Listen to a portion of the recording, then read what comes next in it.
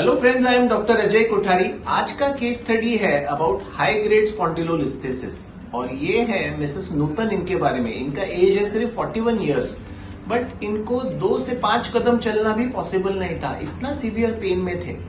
1 महीने पहले हमने इनका ओआर्म और navigation assisted minimally invasive T-lift surgery किया और आज 1 महीने में ये आप हाई ग्रेड स्पॉन्डिलोलिस्थेसिस का एक excellent outcome after the surgery देखो। पहले हम इनका केस समझते हैं, इनको क्या हो गया था। अगर आप यहाँ देखेंगे तो इनको L5 और S1 में, यहाँ ये L5 वर्टेब्रा है, ये S1 वर्टेब्रा है, ये L4, L3, L2, L1। तो normally bones are aligned nicely in one line, but इनका L5 वर्टेब्रा S1 वर्टेब्रा के ऊपर स्लिप हो गया था क्योंकि यहाँ पीछे जो हुक है, ये हुक पूरी तरह से यहाँ पे टूट गया था और उसकी वजह से नर्व दबने के कारण उनकी नर्व दब रही थी, बोन स्लिप होने के कारण। तो अगर आप यहाँ देखोगे तो हमने इनका 1 महीने पहले टी-लिफ्ट सर्जरी किया था, जिसमें हमने ये क्लिप से सपोर्ट कर अगर आप प्री सर्जरी देखेंगे तो there was no space in between L5 और S1 और उसकी वजह से ये foramen was completely narrow.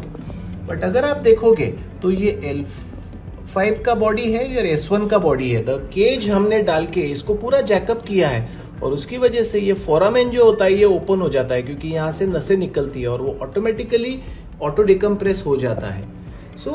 Mrs नूतन का एक्सपिरियंस हम जानेंगे कि 1 महीने पहले उनको कैसा तकलीफ था और आज कैसे महसूस कर रहे हैं। कसं वाटतंय ताई तुम्हाला? खूप छान वाटतंय आता।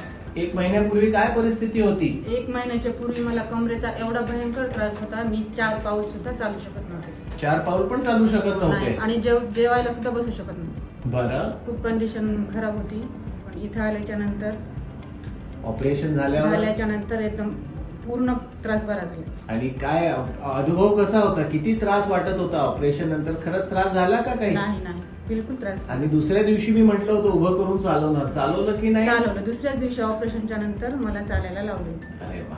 आणि आता पाय दुखी, कंबर दुखी सगळी गेलीये? हा, कंबर दुखी कम्प्लीट थांबलेली। तुम्ही काय सांगाल?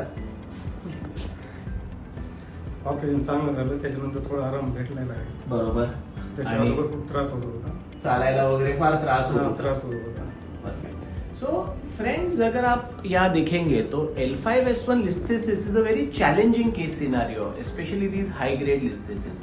इसमें की पार्ट होता है कि आपको पहले तो इम्प्लांट का परचेस अच्छा होना चाहिए और आपको इंटरबॉडी ग्राफ्टिंग, जो मैंने आपको ये केज दिखाया, 2 हड्डियों को डिस्ट्रैक्ट कर आपको वहां पे केज डालना जरूरी है और तभी वो लिस्थेस्ड वर्टेब्रा अपनी जगह पे आ जाएगा और हम एक एनाटॉमिकल नॉर्मल स्पाइन उस पेशेंट को दे सकते हैं। Now she is just 41 and मैंने उनको बोला अभी आप आपका सब काम कर सकते हैं। She is a teacher in a school and मैं हमेशा बोलता हूँ कि ओआर्म, नेविगेशन, न्यूरो मॉनिटरिंग, माइक्रोस्कोप्स, ये एक बहुत एडवांस्ड फीचर्स है क्योंकि अगर इस हाई ग्रेड वर्टेब्रा में अगर आपको इम्प्लांट डालना है, स्क्रूज डालने हैं, तो ये बहुत चैलेंजिंग होता है।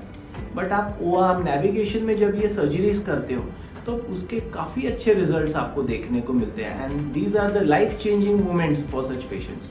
Thank you very much.